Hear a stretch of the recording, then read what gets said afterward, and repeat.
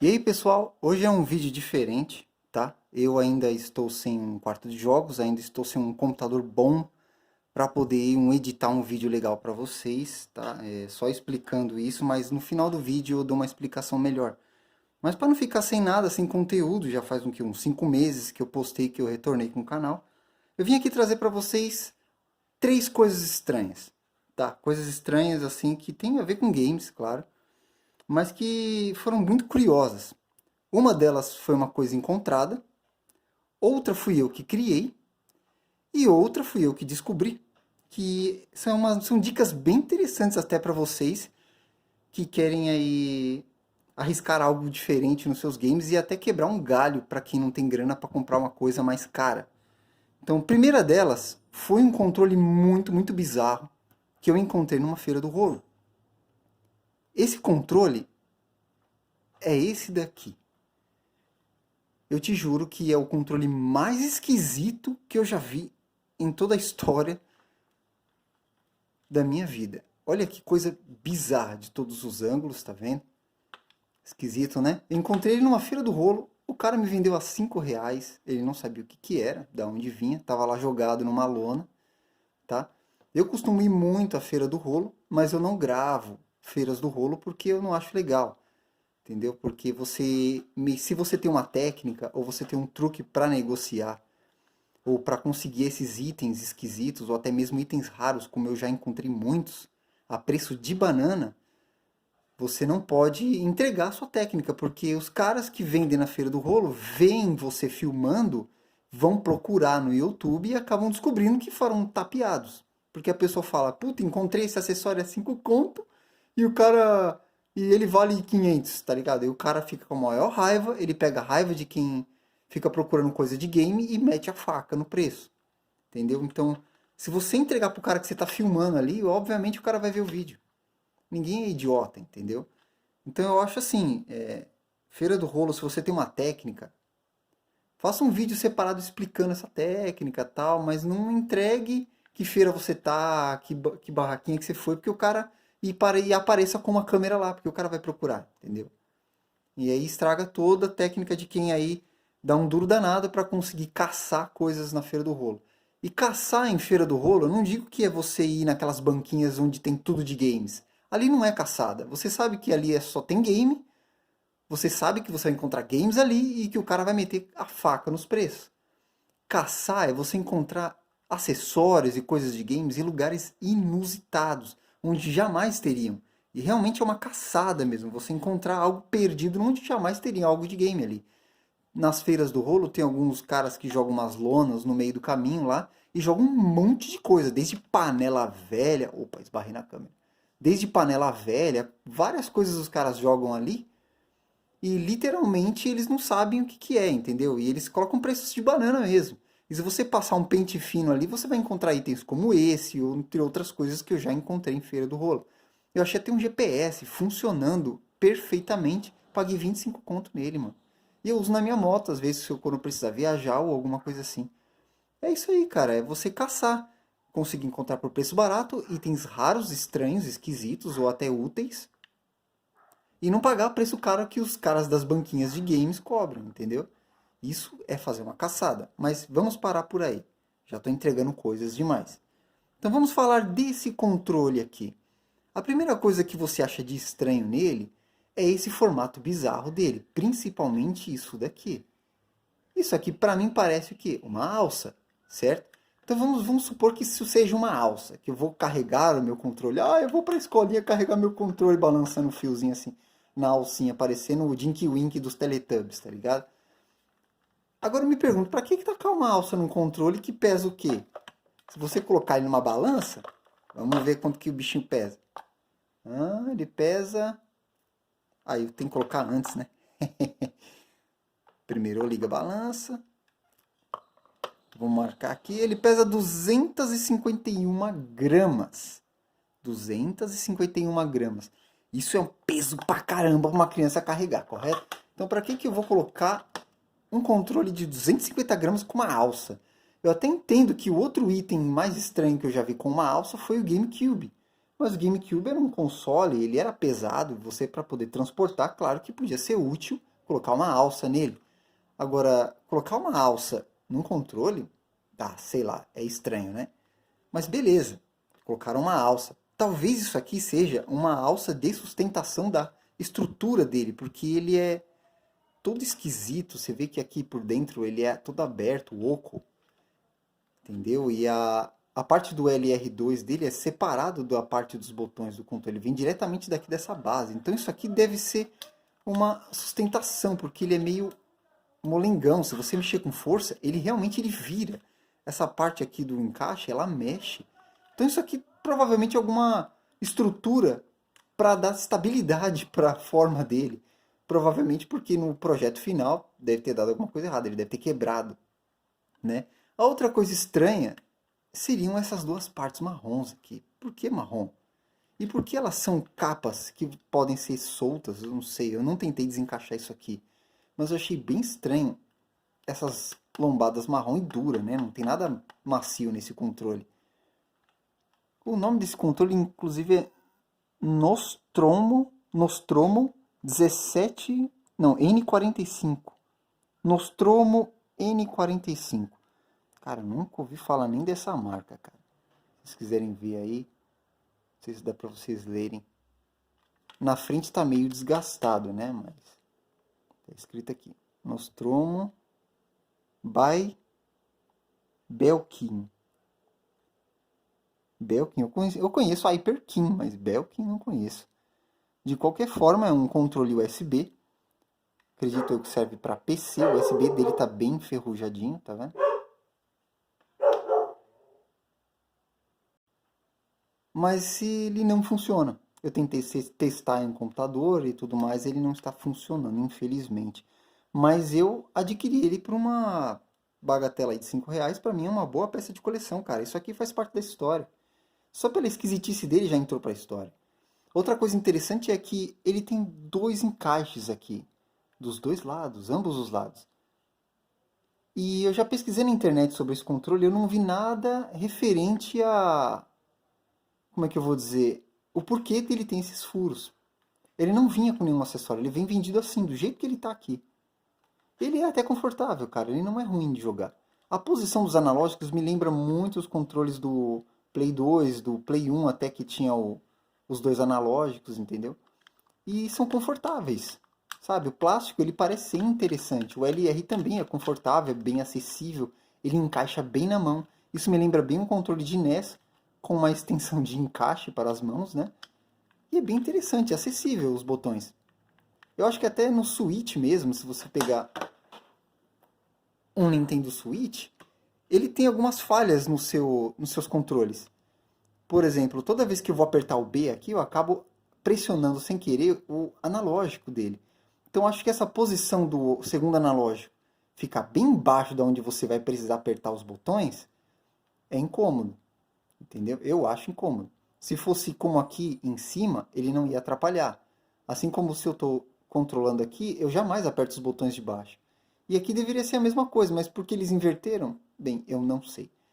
Então, eu acho que é uma boa ideia você deixar os analógicos um pouco mais distantes dos botões e colocar botões maiores de acesso. Agora eu acredito que de início o projeto deles deveria ser para você trocar essas carcaças por cores diferentes, ou talvez de repente você acrescentar algum acessório, como você desencaixa essas partes, ou nesses dois furos você encaixar algum tipo de gatilho para virar uma pistola. Ou você podia encaixar alguma coisa para virar uma vara de pesca, como no Dreamcast tinha esse tipo de acessório, né? Ou outras coisas que eles quiserem inventar, uma bazuca ou qualquer outra coisa. Mas que é interessante esse controle. É o mais estranho que eu já vi. Ele tem todas as funcionalidades de um controle de PlayStation 2, tá? Dos dois analógicos, R2 e L2, tá vendo? E eu achei ele bem interessante. Essa é a primeira coisa estranha que eu encontrei. A segunda coisa estranha é uma coisa que eu criei. Nós temos aqui o Nintendo Switch, certo? Eu amo meu Switch, tem sido meu companheirão todos esses tempos. E aí eu penso assim, existem jogos para o Switch que eles são em VR, cara, isso mesmo. Como o Capitão Toad, Treasure Tracker, que inclusive é o que melhor utiliza a função VR do Switch. Como também temos aí o Breath of the Wild, que tem a função de utilizar a câmera, né? Você utiliza em 3D, mas a forma com que você se movimenta atrapalha um pouco a câmera, porque você utiliza a câmera e conforme você vai mexendo a cabeça, é como se você estivesse andando em volta dele, assim. O que na verdade deveria ser você olhar ao redor de si mesmo. Isso seria interessante para utilizar a câmera do Breath of the Wild. E não em você ficar rondando ele como se fosse uma lua ao redor da Terra. Isso eu achei interessante para você utilizar. Se você não tem o óculos VR oficial da Nintendo, que é uma porcaria porque é feito de papelão, você pode utilizar o óculos VR, que é vendido, por exemplo, na Shopee ou no AliExpress, que é um feito de material mais confortável, mas ele é vendido um pouco caro também. Mas eu tive uma ideia. Na Feira do Rolo, eu comprei uns óculos VR baratinho desse daqui. Completinho, cara. Vem tudo. Lente, tinha até o negocinho na lente. Paguei 10 conto nisso aqui. Aí eu comprei um outro que tava mais fudido. Que essa parte toda aqui, ela tava quebrada. Aí o que eu fiz? Eu desmontei ele parcialmente, tá vendo? Então vamos arrastar o suitão um pouquinho pra cá. E esse novinho pra cá. O que eu fiz? Eu peguei um óculos VR igualzinho aquele lá. E eu arrebentei toda a parte da frente dele. Deixa eu abrir aqui, ó. Arregacei mesmo. Quebrei o plástico com alicate e fui arrancando até ele ficar lisinho aqui na frente. E aí eu colei umas borrachas. Isso aqui é improvisado. Porque as borrachas mantêm a aderência aonde? No switch. Porque aí o switch cabe certinho nesse óculos VR que é o mais popular de ser encontrado. Você encaixa o switchão aqui. Ele encaixa certinho na tela dele. Tá vendo? E você consegue enxergar o jogo lá dentro. E aí, para aprender, como é que você fez, Bruno? Eu literalmente eu amarrei com fita isolante mesmo um acessório de uma bolsa que eu tinha. Eu cortei ela, amarrei com fita isolante em volta, ela ficou bem firme, tá? Bem firme, o suficiente para aguentar o peso do Switch. E coloquei um velcro aqui embaixo, porque ela já tinha um velcro aqui. Aí eu consigo prender o Switch, quer ver? E aqui o Switch ainda tá com a capinha dele, né? Uma capinha emborrachada, mas dá para você colocar aí sem a capinha. Eu só encaixo o Switch certinho aqui, aperto bem aqui e ele fica firme, cara. Dá pra você jogar sossegado. Aí você pode jogar com as mãos aqui ou você pode adicionar o controle externo e colocar na cabeça. Cara, e funciona muito bem. Inclusive até coloquei um acolchoado aqui porque esse negócio machuca bastante o meu nariz, cara. Ele eu acho que é feito pra criança. Então meu nariz fica batendo muito aqui. Eu tenho narigão e machuca um pouco. Mas, cara, esse acessório que eu fiz pro Switch aqui improvisadão, funciona, cara. Funciona que é uma beleza. Não tem muito jogo que utiliza essa função de VR no Switch, tá? Não tem. Porque além do Treasure Tracker, do Captain Toad, que é o melhor até então, que ele é... Não é todo o jogo, né, que funciona nesse modo. Mas se você conseguir, sei lá, encontrar algum outro jogo, você me diz aqui. Eu só conheço o Mario Odyssey, o Breath of the Wild, né, o Zelda, que o Mario Odyssey também só tem algumas poucas fases que você fica parado no centro enquanto o Mario corre em volta de você. Também não achei interessante. O Zelda dá pra você jogar o jogo inteiro em VR, mas é bem cansativo porque a câmera atrapalha um pouco, te deixa um pouco confuso por causa daquele efeito que eles colocaram errado, né, na minha opinião. E tem o Captain Treasure, o Treasure Tracker, né, Captain Toad, que é o melhor jogo para jogar no VR, certo? Até então não encontrei nenhum outro. Se vocês conhecerem algum outro que utilize bem a função de VR do Switch, vocês me falem. Além de, claro, aqueles joguinhos que vêm com aqueles monte de papelão, porque aí não vale a pena, né? Porque eu não tenho os papelão, não tem como reproduzir aquilo. Ainda não, né? Então aqueles lá não contam, mas é um jogo em si que precise de VR. Acho que o Mario Kart também deve ter, mas eu não testei porque eu desinstalei do meu Mario Kart. Mas essa é a segunda coisa estranha que eu criei aqui, que é um quebra-galho para quem tiver o interesse de comprar um VRzinho box desse baratinho e arrebentar ele todo para fazer isso daqui. Tá? E qual é a terceira coisa estranha, Bruno? Qual é a terceira coisa estranha? É que a minha luminária não tá na tomada, ela tá ligada num carregador de celular, cara. Olha só que interessante. Quer ver? Eu vou desligar ela aqui, ó. Pum! Tá vendo que interessante? Então, eu ligo ela aqui no carregador de celular Ó, quero desligar da tomada e vou ligar ela aqui. Aí, olha que interessante.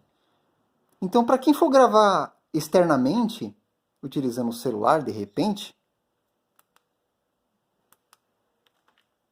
ela já deve ter acabado até a bateria. Quem utiliza... Ah, não acabou não. Quem quiser utilizar... Acabou sim. Quem quiser utilizar externamente aí o seu... É que o carregador já estava no fim. Não tiver uma tomada por perto, leve um carregador de celular ou dois completamente carregados. Você viu que durou aqui uns 15 minutos a pouca carga que tinha. E você pode fazer gravações externas usando o seu ring light ao redor do seu celular. É a terceira coisa interessante. E mais uma vez eu peço desculpas pela falta dos vídeos, né? Eu trouxe esse vídeo de curiosidades sobre essas coisas estranhas.